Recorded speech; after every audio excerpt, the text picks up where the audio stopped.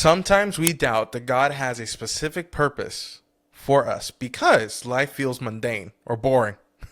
But how do we find meaning in small everyday things and trust that God is using us? This is good, bro. And Colossians 3:23. You just mentioned Colossians 3, the chapter of peace all over the Bible, right? But in whatever you do, work with it with all your heart. I love that, bro. Go for it. My life feels a little mundane and boring. You're right. You should not be living a common life. But can I just tell you something? The excitement that you're going to experience, you probably have a wrong expectation for. So you're setting yourself up for disappointment because the excitement that you think means I'm doing a lot for God might look a certain way. But I want you to understand that the excitement, the only fruit that you are doing something for God is souls, hearts touched, people discipled, and people feeling the love of God. So those are the only products. Now, if you could look at your life and say, yeah, like I'm not doing any of that. I don't know the last time I've won a soul myself. I don't know the last time I led somebody to Jesus myself. I don't know the last time I actually went and just told somebody that God sees them and they loves them. I don't know the last time that I prayed for somebody to be healed and saw somebody healed from the sick.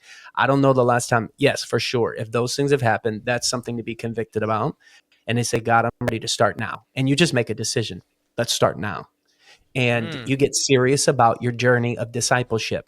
Listen, guys, all the gaps in your life are found in discipleship. They all are. All the gaps in your Christianity, the gaps to power, the gaps that you feel for confidence, the gaps that you feel for how to pray well, how to fast the right way, how to be the right Christian you're looking. It is all found on the journey of when you commit to discipleship. Listen, just because you're a Christian does not mean you're a disciple. You have to commit to a disciple. Discipleship is another choice. It's more than going up to an altar call. Discipleship is saying, I deny my own will. I take up my cross, meaning daily, I am not interested in my own desires first, but I'm interested in the desires of God. That is a different type of Christian who is living to fulfill God's desires, not their own. They're seeking out, what do you want? What do you want in this marriage today? What do you want from me as a father? Gavin here. Hey, we'll get back to the episode in just one moment. If you're enjoying what you're hearing so far, would you allow me to help you go to the next level? Would you join Daily Disciple? It's my community where I'm able to give you daily content that will transform your discipleship journey with Jesus. We do live Q&As every single Thursday night where I'm able to answer your questions. And we do live prayers every single Wednesday night and every Saturday morning. Listen, discipleship is not just one day of the week. It's every single day. And I'm going to give you enough for an entire year. Along with every single video I give you, I actually give you the exercise for a morning, afternoon, and night in order to connect with Jesus. It's going to transform your life. People's lives are being transformed. Discipleship is what you're called to. Let's do it together. Click the link below. All right, guys, let's get back to the episode. What do you want from me in this friendship?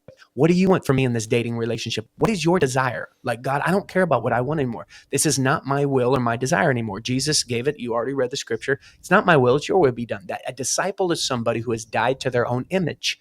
They're not worried about what people think about them anymore. They're not looking around and saying, like, I have some image. It doesn't matter the image that you're trying to build for yourself. As long as you're building your own image, God doesn't have room for his. You do not have room for God's image as long as yours is alive. John said, I must become less so he can become more. I must. So your image of the followers you want, the identity you're trying to make, the famousness you want to be one day, the way that you want to be seen to your girlfriends, the way you want to be seen at work, whatever, let all that die. What God thinks about you is what matters. What God thinks about you is what matters. You don't live for yourself anymore. Disciples are different. There are a lot of Christians that go to church, very few disciples. A lot of people who sit in a church building, but they own their lives. But there are very few disciples who go to church not as their time to encounter God. They encounter God. Their best encounters are with Jesus alone, but they go to church to serve. You see, if you're still going to church because you're a consumer, you're not a disciple. If you're going to church and you pick the church you went to because of the type of worship that they play or that they don't play, because you like the sermons that the preacher gives and they're amazing, you're not a disciple yet. You're still a consumer. You're considering that you have to go and sample things because you want the best product possible. Disciples know that the best things they get is from themselves with Jesus on their knees. That's the best time. Mm. Those are the encounters you have. You don't need any pastor to give you that. You don't need any worship team to give you that. You have it from Jesus, okay? Disciples go to serve other people to be saved, other people to help them be discipled, other people to baptize them, other hurting people. Church is full of hurting people. You don't just want to Right. be another consumer. You want to be somebody bringing the healing.